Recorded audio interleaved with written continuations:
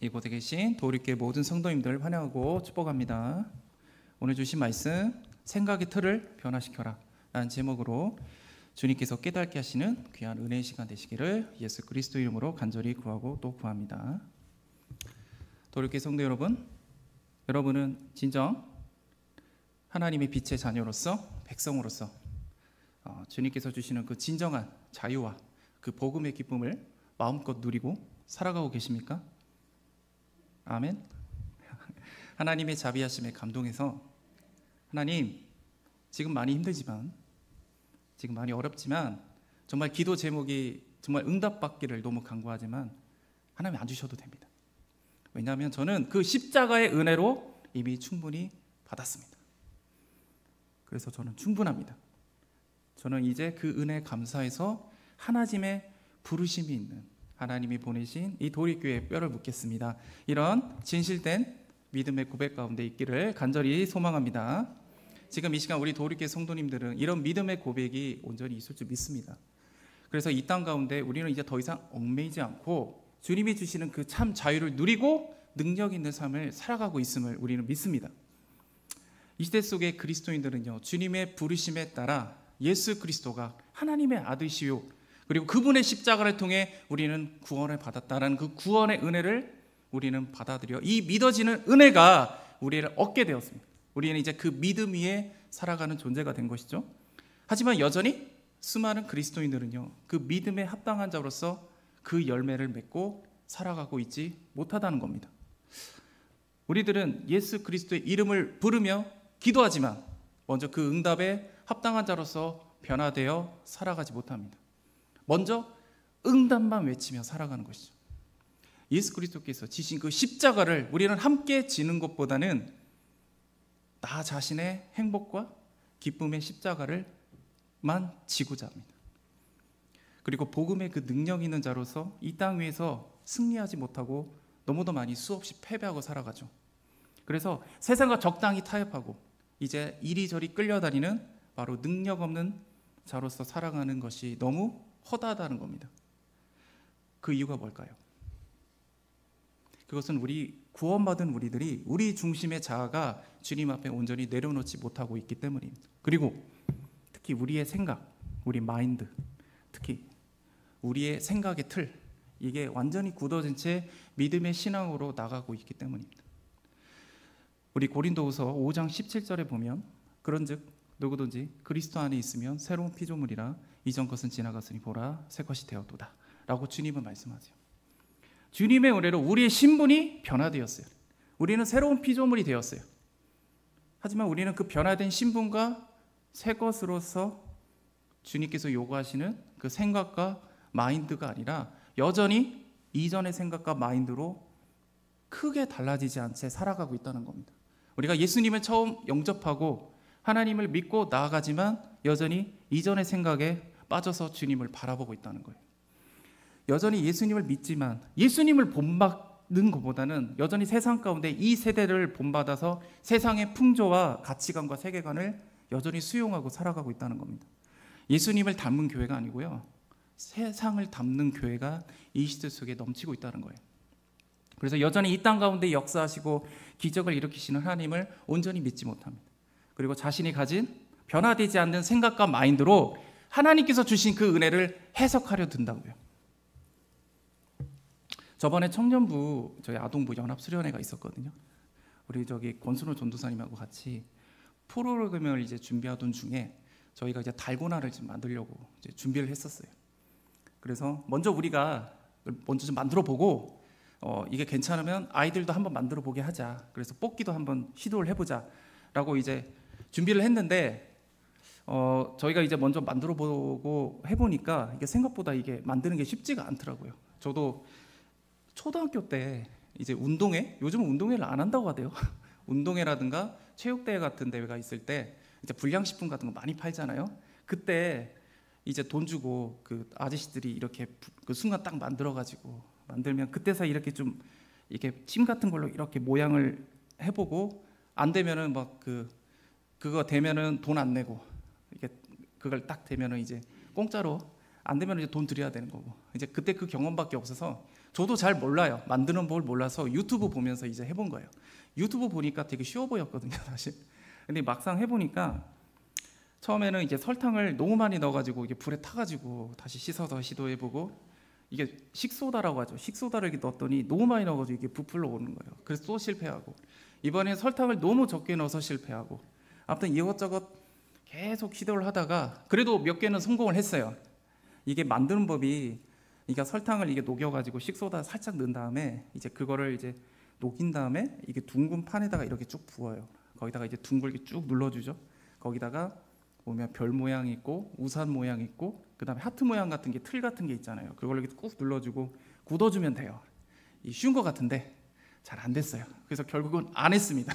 안 했는데 저희가 이걸 제가 만들고 이게 느낀 게 뭐냐면은, 이게 좀 그래도 제대로 만들어진 몇 개가 있었는데 어쨌든 이게 뭐 둥근 뭐 우산 모양이든 별 모양이든 간에 하트 모양이든 간에 이 고정된 틀이 딱 고정이 되면요, 이게 달고나가 깨지기 전에는 절대 그 틀 모양이 바뀌지 않는다는 거예요. 예, 우산 모양은 계속 우산 모양이에요. 우리가 예수님을 만나고 그 은혜로 구원의 자녀가 되었지만 여전히 우리의 생각과 마인드가 이 고정된 달고나의 모습처럼, 예수님을 만나기 전 그 예전의 그 세상의 마인드와 생각과 마인드가 여전히 이렇게 고정이 되어 있다는 거예요.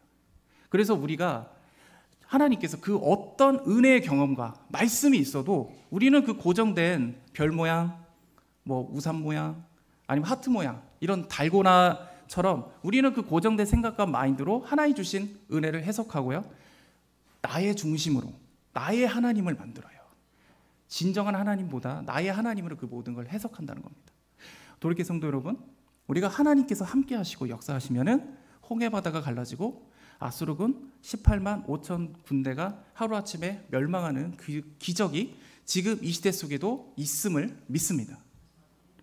하나님의 말씀에 순종해서 6일 동안 침묵하며 빙글빙글 돌다가 마지막 7일째 큰 함성을 외치고 하나님을 찬송했을 때 한 번에 무너졌던 그 여리고성의 은혜가 지금도 이 시대 속에 있을 수 있다는 것을 믿습니다. 물론 우리가 교회에서 이런 말씀을 선포하면 아멘 하고 우리가 믿는다고 고백합니다. 그리고 막상 삶 속에 가면 그 아멘의 삶을 살지 않습니다.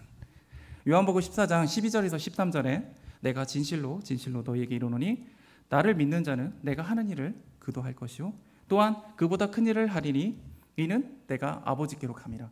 너희가 내 이름으로 무엇을 구하든지 내가 행하리니 이는 아버지로 하여금 아들로 말미암아 영광을 받으시게 하려 함이라 라고 예수님이 말씀하셨어요.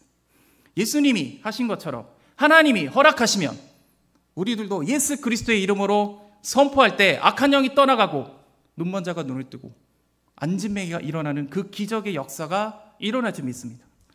우리가 주님을 믿고 우리의 헌신된 마음을 하나님께 올려드릴 때 오병의 기적은 있을 줄 믿습니다. 우리를 통해서 예수 그리스도의 구원이 선포되고 하나님께서 영광 받으실 줄 믿습니다.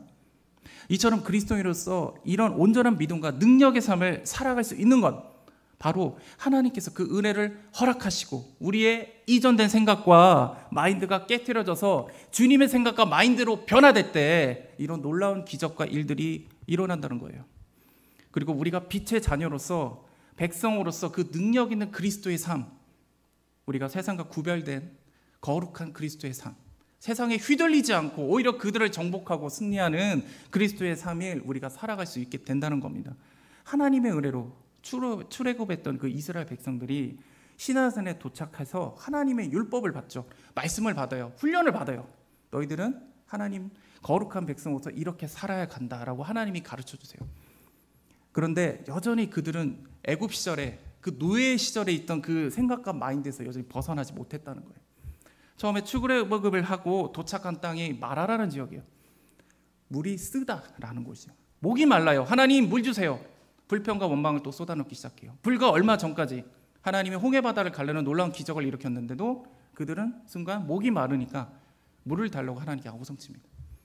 하나님께서 나뭇가지를 던지라고 하잖아요. 그래서 물을 마실 수 있는 단물이 되었는데 그 후로 조금 더 이동한 곳이 어디냐? 엘림입니다. 엘림이라는 오아시스에 도착을 하는데 우리 저기 카페타리에 보면 엘림의 숲이라고 있어요. 엘림에는 물이 풍부했어요. 그러니까 하나님이 이미 엘림을 예비해 주었어요. 예비하셨는데 우리는 그 순간을 참지 못하고 인내하지 못하고 하나님께 불평과 원망을 해봤다고요. 그런 이스라엘 백성이었어요.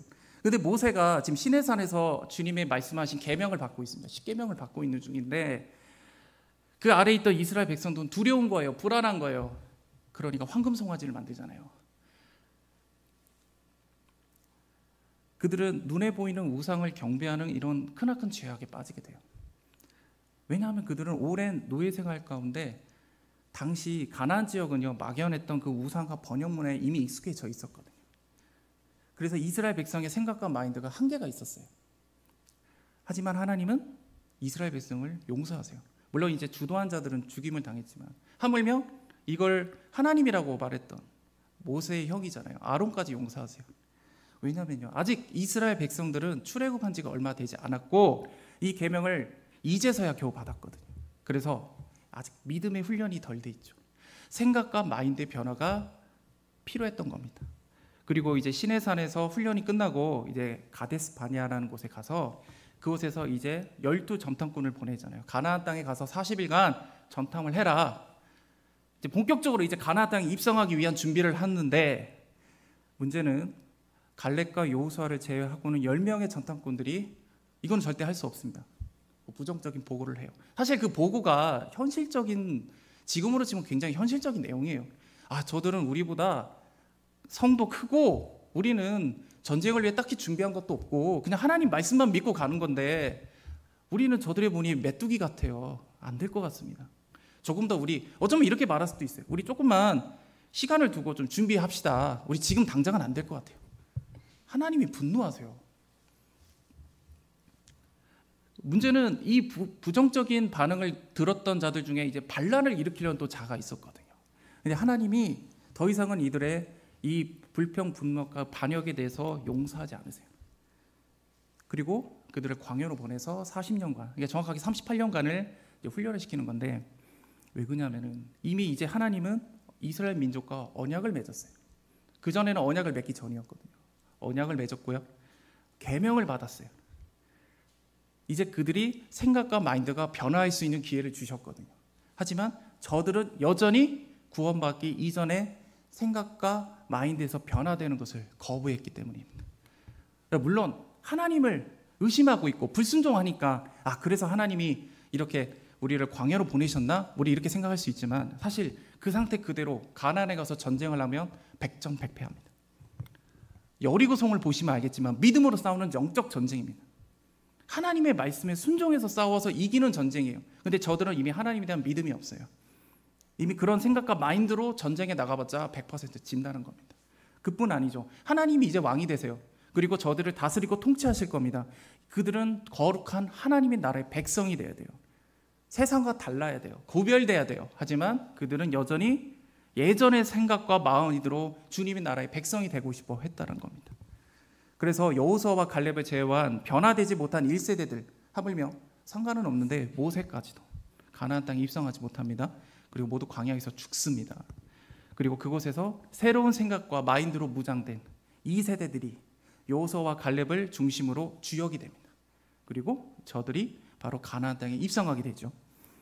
돌이켜 성도 여러분, 우리가 예수님을 만나기 전에 나의 생각과 마인드를 주님께 내려놓고 하나님의 생각과 마인드로 변화되어지고 고쳐지는 은혜가 있기를 원합니다. 우리가 믿음이 더 커지지 못하고 내 신앙을 살펴보니까 내가 믿음이 왜 예전보다 커지지 못하지? 왜 내가 예전보다 거룩한 삶을 살지 못할까? 왜 신앙의 성장이 더딜까? 이런 마음이 든다면요, 그거는 주님이 원하시는 생각과 마인드로 여전히 변화되지 못했기 때문에 초반에는 내가 열심으로 주님께 가지만 같은 생각과 마인드로 신앙생활을 하다 보면 성장이 더딜 수밖에 없어요. 진정한 그리스도인이 되어서 이전에 나 중심적인 사고와 세상적 가치관, 세계관을 깨트려야 되고 오직 주님만 바라보고 신뢰하고 순종할 수 있어야 돼요. 그것이 이전의 생각과 마인드를 가지고는 주님을 진심으로 따른다는 건 불가능하기 때문이에요. 그렇다면 하나님께서 우리에게 요구하시는 생각과 마인드가 뭘까요? 빌립보서 2장 5절에 말씀 우리 같이 읽기를 원합니다. 시작. 너희 안에 이 마음을 품으라 곧 예수 그리스도의 마음이니. 아멘. 예수 그리스도의 마음을 품으십시오. 주님이 요구하시는 생각과 마인드가 바로 예수 그리스도의 마음입니다. 그분이 어떤 분이죠? 그분은 하나님의 본체시지만 동등됨에 취하지 아니하셨고 오히려 자기를 비워 종의 형체로 가지시며 가장 영광받을 높은 곳에서 가장 멸시천대 받을 가장 낮은 이곳에 오셔서 우리와 같은 인간이 되셨어요. 창조주가 피조물이 된 거예요. 자기 자신을 낮추셨고 죽기까지 복종하셨고 십자가에서 죽으셨습니다. 즉 나 자신을 내려놓고 오직 하나님만 사랑했어요. 내 옆에 있는 이웃과 지체들을 나보다 낮게 여겼습니다. 사랑하고 섬기고 헌신하셨어요. 내 옆에 있는 그 이웃과 지체들 위해 자신의 생명조차도 희생한 것, 이게 바로 예수 그리스도의 마음입니다. 그 희생이 있기 때문에 자기를 향한 자기를 욕하고 자기를 십자가를 못 박은 이스라엘 민족을 향해 주님은 용서하실 수가 있는 거예요. 하지만 우리들은 연약한 인간이기 때문에 내 자를 내려놓고 죽어지는 게 결코 쉽지가 않다는 거예요. 이전의 삶의 태도와 자세 그리고 가치관을 버리고 예수 그리스도의 마인드로 무장되는 게 결코 쉽지는 않죠. 그래서 우리들은 주님의 십자가 앞에 나아가야 됩니다. 우리 스스로 우리 자신을 십자가에 못 박을 수 있을까요? 결코 그렇게 할 수 없죠. 두 손을 벌려보세요. 할 수 있을까요? 그리고 상처, 고통이 있잖아요. 자기 자신을 십자가에 못 박을 수가 없어요. 우리는 수도 없이 넘어지는 연약한 존재라고요. 할 수가 없어요. 오직 주님의 은혜만이 이 모든 것이 가능하다는 겁니다. 그래서 우리는 모든 걸 가능케 하시는 예수님과 그 기도의 씨름이 필요해요. 그곳에서 하나님의 은혜로 내가 철저히 낮아지고 깨어져서 내 자신이 연약한 죄인이구나. 그걸 깨닫고 눈물로 회개하는 시간이, 그리고 온전히 하나님께 고백의 시간이 절대적으로 필요해요. 그냥 면목상으로 예배 드리는 것이 아니라 내가 주님 앞에 내 자신의 모습을 발견하고 주님 앞에 내 자신을 내려놓는 하나님의 은혜가 절대적으로 필요합니다. 그리고 예수님은 우리를 위해서 자신의 생명마저 아깝게 여기지 아니하셨고 오직 도살장에 끌려가는 어린 양처럼 묵묵하게 지고 가셨던 그 십자가의 은혜, 우리도 그 은혜를 깨달고 알아야 됩니다. 그냥 단순히 이 십자가가 그냥 단순히 종교적 교리구나, 사건이구나, 그냥 내 생각과 지식으로 이 십자가를 이해하려 들면은 예수님의 마음을 우리가 이해할 수가 없어요. 아니, 이분이 누군데 나를 대신해서 죽었다는데 그게 나와 무슨 상관이야? 내가 왜 죄인이야? 그래, 내가 다른 사람보다 부족한 건 맞겠는데 내가 왜 죄인이고 이 그리스도 예수라는 분이 돌아가신 게 나랑 무슨 상관이지? 이게 지식으로는 이해가 안 돼요. 논리적으로 맞지 않다고요. 근데 이걸 단순히 그냥 머리로만 깨달고 알려고 하는 분들이 있죠. 이런 분들을 면목상의 그리스도인이라고 하는 거예요. 사명보다는요, 그 자신의 소원, 소망, 이 문제를 해결하고 내 자신의 유익과 만족을 위해서 그냥 예수님 찾는, 그냥 예수님이 그냥 놀라우신 분이니까 내가 하나님께 소원을 빌어야겠어, 그런 종교적인 그런 행태로 나아가는 그 면목상 그리스도인만 이 시대에 넘치게 되는 거예요. 이런 분들은요, 주님과 사랑의 은혜 감사해서 감당해서 그 일을 감당하는 것이 아니에요. 그냥 교회에서 교인들과 함께하는 게 즐거운 거예요. 그냥 그게 하나의 친교의 모임이 된 거예요. 게다가 목사님의 설교에 대해서도 평가를 하죠. 이 목사님은 이 구절을 이렇게 설교하는구나. 그거를 깨달아지는 그 지식으로서 기쁨을 얻는 분들이 있어요. 그걸 통해서 깨달아지는, 그러니까 하나님이 그 속에 담겨준 우리 각자에게 그 설교와 찬양과 예배 속에 숨겨놓은 하나님의 진정한 메시지, 하나님의 뜻을 깨달을 수가 없어요. 이런 생각과 마인드로 신앙생활을 계속하다 보면 우리가 물론 그 과정 속에 하나님이 주시는 기쁨과 은혜도 분명히 존재하지만 점점 그 기쁨과 감동은 점점 사라집니다. 그리고 그 친교나 지성을 통해서 그 즐거움을 쫓아서 이 교회 저 교회 이제 기웃거리게 되는 겁니다. 그러다가 삶 속에 위기가 찾아옵니다. 몇 번 하나님을 의지하는 기도도 해요. 그래야 된다고 배우니까. 근데 하나님은 곧바로 응답하지 않으시죠. 기다리시죠. 왜냐하면 그 믿음을 더 강건하게 하시길 원하시니까. 그러다가 결국 무너지고 아니면 세상적인 방법을 통해 문제를 해결하기 위해서 나아가는 바로 세속적인 그리스도인이 되고 마는 겁니다. 우리들은 우리의 옛 생각과 마인드를 변화시키기 위해서 예수님의 마음을 품고 이제 하나님이 주시는 생각을 선택해야 하는 것입니다. 하지만 악한 사단이 가만히 두지 않는다는 거죠. 우리 안에는 하나님이 주시는 생각이 있지만 악한 영이 주는 생각도 같이 존재한다는 겁니다. 거기다가 우리 자아에서 일어나는 우리의 육체의 생각도 같이 존재한다는 것이죠. 우리가 어릴 적에 애니메이션 같은 거 보면 주인공이 어떤 선택을 할 때 우리가 뿅 하고 여기에 보면 천사가 나타나고 악마가 이렇게 뿅 나타나죠. 그래서 주인공이 어떤 일을 하려고 하면 천사가 너 이 일을 해야 돼. 안 하면 선한 일이야. 이거 하지 않으면 안 돼. 막 이렇게 말하면 옆에 있던 악마가 아니야, 괜찮아. 이거 해도 괜찮아. 이거 해도 너에게 아무 문제 없고 뭐 이걸 하면은 너에게 정말 유익이 될 거야. 막 이렇게 천사 악마가 나타나고 서로 막 싸워요, 결국에. 그럼 주인공이 보통 악마의 생각을 많이 따라가더라고요. 애니메이션에서 보면은. 근데 우리 이런 모습이 사실 우리들도 마찬가지예요. 사실 제 친구 중에 그래도 어린 시절에는 좀 교회를 다녔는데 지금은 이제 교회를 다니지 않는 친구가 있어요. 근데 그래도 이 친구가 어린 시절에 교회를 다녔기 때문에 어느 정도 교회에 대한 지식이 있거든요. 그래서 뭔가 좀 삶이 고달프고 힘들어지면 나 갑자기 교회 가겠다고 저한테 막 얘기를 해요. 그러면 제가 이제 그때는 새벽 예배를 안 다닐 때인데 이 친구 때문에 몇 번 새벽 예배를 같이 갔어요. 근데 이 친구가 그래, 교회 와라. 내가 목사님이나 아니면 전도사님께 부탁해서 기도도 받고 좀 뭔가 상담도 좀 받아봐라. 이렇게 한단 말이에요. 근데 약속을 하는데 문제는 뭐냐면 이 친구가 그 약속을 지킨 적이 거의 없습니다. 예배 오겠다고 하지만 온 적이 거의 없어요. 그러면 이제 제가 묻죠. 너는 왜 예배 안 왔냐? 온다고 했으면서 약속을 지켜야지 라고 얘기하면 이 친구가 하는 얘기가 이제 주일에 아침에 딱 일요일날 깨면은 이제 순간 또 애니메이션처럼 이제 천사와 악마가 툭 나타난대요. 나타나서 천사가 야 빨리 일어나, 빨리 씻고 지금 준비하고 가면 예배 시간 안 늦을 거야. 늦기 전에 빨리 가야지 라고 이제 천사가 말을 해요. 그러면 악마가 나타나가지고 아니야, 너 지금 교회 가면 너 자신 처음 오기 때문에 너 되게 민망할 거야. 그리고 너 지금 씻고 가도 늦을 것 같아. 그러니까 너 밤에 또 늦게 자서 잠도 잘 못 잤잖아. 그러니까 일단 지금 자고 나중에 가서 제대로 예배 드리자. 이제 그렇게 마귀가 속삭인대요.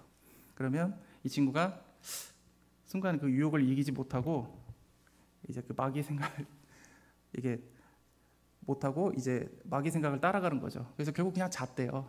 근데 물론 이 친구가 예배에 안 나온 거를 이제 민망해가지고 이제 저한테 장난식으로 얘기를 하는 거죠. 근데 우리가 사실 좀 결은 다르지만 이런 생각의 선택은 그리스도인에게서 매우 비일비재하다는 거예요. 우리가 만일 예배 시간이 좀 늦었다고 치자고요. 좀 늦었어요. 이제 곧 있으면 목사님 설교할 때쯤에 아마 들어갈 것 같아요. 그러면은 우리는 막 여러 가지 생각이 막 떠오르죠. 그래도 우리 지금은 신곡동은 그래도 좌석도 많고 좀 어느 정도 넓어서 이게 티는 안 나는데 우리 삼성동 시절을 한번 생각해 보자고요. 거기는 이제 공간도 좁고 좌석도 별로 없으니까 늦게 들어가면 주목을 확 받죠. 그러다가 혹시라도 이제 새로 오신 분들이 있으면은 딱 새로 오신 분은 우리 다 보잖아요. 이분 누구지? 이런 그러니까 다 이렇게 시선을 주목받게 되거든요. 그러니까 이제 우리가 이게 늦게 가게 되면 이런 가운데서 악한 사단은 이제 팩트를 갖고 우리에게 얘기를 할 겁니다. 자, 너 지금 이 시간에 예배 시간 들어가잖아. 그럼 넌 예배를 방해하게 될 거야. 그리고 너는 민망하게 될 거야.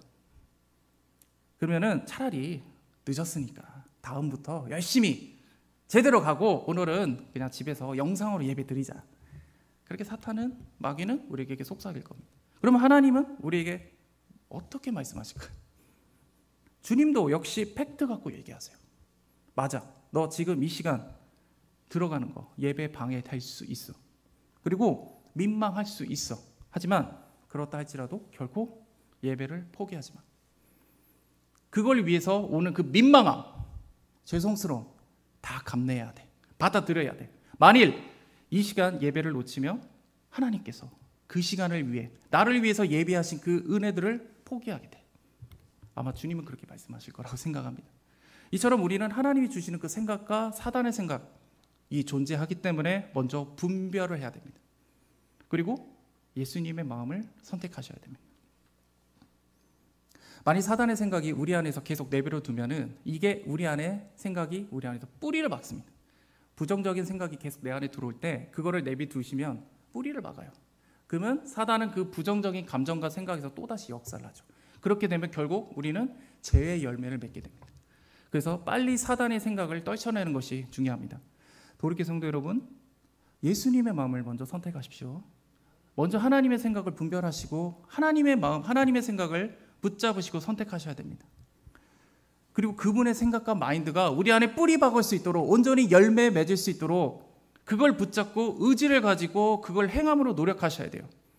그래서 주님의 생각이 우리 안에 완전히 자리 잡을 수 있도록 악한 영의 생각과 싸워야 되고, 또 나의 자아, 내 육체의 생각, 나와도 싸워야 됩니다. 우리 보통 운동선수들이 뭐 상대편과 이게 겨루면서 하는 것이 있지만은 대부분은 어떻게 인터뷰를 하냐? 저는 저분보다 내 자신과의 싸움이 더 힘들었습니다. 보통 이렇게 말씀하세요. 우리가 생각을 가지고 있잖아요. 드디어 하나님의 생각을 알았어요. 그래, 나 이렇게 살아야지 하려고 하면 내 육체가 귀찮아. 육체는 이상하게 마귀의 생각을 잘 따라가더라고요. 못하겠다, 다음에 하자. 이게 우리 육체의 자아의 생각입니다. 우리는 수도 없이 많은 생각의 전쟁터에 있어요. 그래서 하나님의 생각과 뜻을 따른다는 것은 사단의 생각을 박살내야 되는 거고, 우리 자아를 내려놓고 우리의 육체를 쳐서 복종시키는 겁니다. 주님의 뜻을 우리의 행동으로 옮기기 위해서는 우리 안에 그 생각의 전쟁터에서 승리가 반드시 필요한 것이고, 그래서 우리 안에 선하신 하나님의 뜻에 공감하고 받아들여서 행동으로 옮기기 위해서는 하나님의 생각과 마인드로 우리가 완전히 변화되고 고쳐져야 되지 않으면 이것은 불가능하다는 거예요. 우리는 일상을 살아가면서 우리가 어떤 행위를 할 때 우리의 의식이 이 모든 걸 이끌어 간다라고 생각을 합니다. 아까 말씀드렸지만 생각이 있으면 우린 그 행동을 하게 될 거라고 생각하지만, 실제로는 우리 마인드 속에 있는 무의식이 우리를 지배한다는 거예요. 우리가 가령 예를 들면 양치를, 식사하시고 양치를 하시잖아요. 양치 안 하면 굉장히 찝찝하지 않습니까? 그게 뭐냐면 우리 무의식 속에 이 양치를 해야 된다, 식사 후 뭐 커피 한잔하고 양치를 해야 된다는 생각이 우리 머릿속에 박혀있기 때문에 그래요. 우리가 가령 믿음의 2, 3세들이 있잖아요. 우리 2, 3세들이 처음 이 믿음의 1세대에 비하면 신앙의 열정과 뜨거움이 좀 부족한 편이에요. 아무래도. 하지만 1세대들보다 2, 3세대들의 장점은 바로 꾸준함에 있어요. 왜 그러냐면 이 친구들은 어린 시절부터 아빠 엄마 손에 이끌려서 교회에 나왔던 친구들이에요. 나가기 싫어도 엄마 아빠를 거부할 수 없기 때문에 계속 예배에 나왔던 친구예요. 이 친구들은 내가 아직 하나님을 컬링도 모르고 예배 믿음도 모르고 아무것도 몰라도 계속 예배에 나왔던 친구들이에요. 그런데 이 친구들이 나중에 무의식 속으로 주일에는 꼭 예배를 드려야 돼, 이런 생각이 뿌리 박히게 돼요. 1세대들은요 그 뜨겁긴 하지만 순간 팍 식거든요. 하지만 2세대들은 믿음이 있든 없든 주일에 예배를 드리자면 뭔가 찝찝함이 느껴지는 거예요. 그래서 일단은 그래, 내가 뭐 성인이 되면 그래 주일에 예배라도 드리고 내 할 일을 해야지, 이제 그렇게라도 와서 1시간이라도 예배 드리고 가는 거예요. 근데 그 예배 자리를 그렇게 계속 떠나지 않잖아요. 그러면 언젠가 성령님께서 역사를 하세요. 제가 청년부 회장을 할 때 느꼈던 건데, 이 청년부 회장에 주로 교회를 감당했던 친구들이 대부분 2, 3세대들이에요. 1세대들은 별로 없어요. 2, 3세대들이 처음에는 왜 청년부 같이 하자 제가 이렇게 얘기를 하면 이 친구들이 거부해요. 귀찮다는 거예요. 예배만으로 충분한데 왜 굳이 청년부를 나와야 되냐, 이런 말들을 하거든요. 근데 나중에 뭔가 꼭 기회가 있어서 꼭 청년회 한두 번씩은 나와요. 아예 안 나오는 건 아니에요. 그러다가 갑자기 이 친구들이 뭔가 결단하는 그 시간들이 있어요. 그러더니 이 친구들이 나중에 청년부의 리더가 되더라고요. 그 리더가 되면 나중에 교회 안에 사역자가 되고 사명자가 되겠죠. 이렇게 하나님이 끝까지 예배 가운데 있는 2, 3세대들을 주님께서 순간 만지셔서 변화시키는 거죠. 우리가 마찬가지입니다. 우리가 하나님의 선하신 뜻에 따라 순종하고 주님을 사랑하며 이웃을 섬기는 것을 온전히 하기 위해서는 우리의 의식적인 노력이 계속 반복적으로 지속시켜야 돼요. 그래서 우리 무의식 속에 각인시켜야 된다고요. 우리가 의지를 가지고 계속 이 행동을 하다 하고 계속 믿음으로 선포하고 나가다 보면 이 무의식 속으로 우리가 이 모든 주님의 마인드와 생각이 각인이 된다는 겁니다. 그래서 우리는 매일 전심으로 아버지께 기도해야 되는 거예요. 그리고 전심으로 말씀을 읽어야 되는 거예요. 그리고 묵상하고 아버지의 뜻을 진짜 우리의 무의식 속에 완전히 새겨 나가야 되는 겁니다. 그냥 아무 생각 없이 기도하고 말씀을 그냥 읽는 게 아니고 하나님 이 말씀이 내 안에 완전히 뿌리 박히길 원합니다. 새겨지길 원합니다. 이런 심정과 마음으로 나가야 된다는 겁니다. 로마서 12장 1절에 보면 그러므로 형제들아 내가 하나님의 모든 자비하심으로 너희를 권하노니 너희의 몸을 하나님의 기뻐하시는 거룩한 산 제물로 드리라. 이는 너희가 드릴 영적 예배라고 주님은 말씀하세요. 우리의 무의식으로 바뀌기 위해서는 우리가 보고 듣는 것이 오직 하나님께 있어야 된다고요. 그러면 매일 삶 속에 하나님이 원하시는 내 자신을 거룩한 산 제물로 드리고 삶 속으로 하나님께 온전히 드리는 그 예배의 삶을 우리가 살아가야 된다는 겁니다. 우리는 주일에 교회에서 우리가 예배를 드리고 그리고 나름대로 옆에 계신 지체들도 잘 섬기고 우리 혈기도 누리고 살잖아요. 그래도 나름 그래도 교회 안에서는 거룩한 모습으로 살아가려고 노력을 하시잖아요. 그런데 우리가 다시 세상으로 돌아갔을 때는 교회에서 했던 것처럼 그렇게 동일하게 살아가지는 않아요. 우리가 교회에서 변화된 모습으로 세상의 변화된 모습의 간극이 좁혀지고 좁혀질수록 우리의 생각과 마인드가 변화되어지고 새롭게 되는 겁니다. 그래서 끊임없이 우리 삶 속에 하나님께 올려드리는 삶의 예배로 살아가기 위해서 시도하고 노력하고 의지를 갖고 계속 나아가야 된다는 겁니다. 그런데 많은 분들이요 이렇게 얘기해요. 저 기도 많이 했어요. 저 말씀 1독 했고요 10독 해봤어요. 저 하나님 하루를 주님께 드리듯 살아봤어요. 그런데 안 되던데요. 변화가 안 되던데요. 왜 특히 영적으로 힘든 분들이 아무래도 일반적인 분에 비해서는 생각과 마인드가 좀 부정적이에요. 아무리 사탄이 악한 마귀가 떠나가도 그분이 그 마인드와 생각이 변화가 좀 안 돼 있어요. 그래서 그거를 또 깨고 변화되는 시간이 또 필요합니다. 그러기 위해서 또 그 과정에서 또 씨름이 필요해요. 그러면 뭐라고 하냐면 저 기도 많이 해봤어요. 노력했어요. 근데 안 돼요. 어떻게 해야 돼요? 여러분 응답 주실 때까지 기도하는 거예요. 우리의 무의식에 새겨질 때까지 의식적으로 계속 하는 거예요. 우리의 생각과 마인드가 완전히 변화될 때까지 삶으로 계속 예배 드리는 거예요. 우리가 보통 특별 기도회다, 부흥회다, 수련회다 이런 특별한 주간을 놓고 보통 이제 정해놓고 그날에 막 전심으로 기도하고 부르짖고 나가잖아요. 물론 그게 잘못된 건 아닌데 우리가 다시 그 받았던 은혜를 가지고 일상으로 돌아가면 그 은혜를 가지고 또 일상에서도 살아야 되거든요. 그 일상이 나에게 특별한 기도회가 되고 수련회가 되고 부흥회가 돼야 되는데 그렇게 마음 먹은 대로 살아가야 되는데 다시 예전의 모습으로 돌아간다고요. 그냥 평소에는 그냥 옛날 세상처럼 옛날 사고방식으로 살아가다가 꼭 부흥회가 있고 수련회가 있고 그리고 기도회가 있고 뭔가 또 주일만 되면 그때만 좀 거룩하게 살아보려고 노력을 한다고요. 특별할 때만 주님을 찾고 부르짖는 것이 아니고 매일매일이 주님의 날, 주일이 돼야 된다고. 일요일을 보통 주일날이라고 이제 주님 주일이라고 하잖아요. 그러니까 월요일도, 화요일도, 수요일도, 목요일도, 금요일도, 토요일도 다 주님의 날이에요, 사실. 그날 모두 주님의 날이기 때문에 그날 하나님께서 우리에게 주어주신 하루하루를 감사하고 예배하는 심정으로 주님께 살아가기를 간절히 원합니다. 쉽지 않습니다. 우리가 우리의 생각과 마인드의 그 무의식 속에 하나님의 생각과 마음이 새겨지는 것이 쉽지 않지만 조금씩 말씀이 새겨질 겁니다. 물론 사단 마귀는 방해하겠지만 계속 예수님의 이름으로 선포하셔야 돼요. 어렵고 힘든 거 마음속에 그 꺼림직한 게 있다는 거, 불안이 있고 두려움이 있다고요. 그걸 예수님께 맡겨야 돼요. 예수님께서 이 무의식에 생겨진 우리 안에 부정적인 생각과 어려움과 고통 같은 거를 주님께서 하나씩 지워주실 겁니다. 그러기 위해서는 우리가 주님 앞에 계속 시도를 할 수밖에 없어요. 도리게 성도 여러분, 우리가 변화되는 건 쉽지 않지만 오직 예수 그리스도의 십자가를 바라보시고 그 자리에 나오셔서 하나님의 은혜를 간구하시길 원합니다. 그리고 주님의 마음을 품으시고 그 생각을 택하시고 매일 삶으로 예배를 드리며 나아가시는 우리 도리게 모든 성도인 되시기를 예수님의 이름으로 축복합니다. 기도하겠습니다.